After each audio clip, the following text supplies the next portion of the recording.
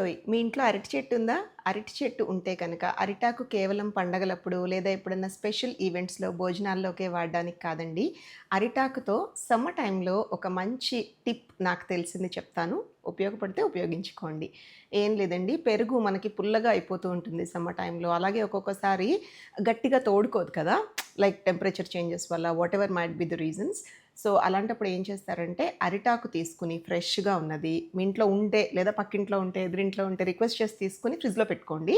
ఒక చిన్న ఆకు శుభ్రంగా కడిగేసేసి పాలు తోడు పెట్టేటప్పుడు ఆకుని అందులో వేసేయండి. ఎంత టేస్టీగా, ఎంత గట్టిగా జున్ను లాంటి పెరుగు మీకు రెడీ అవుతుంది.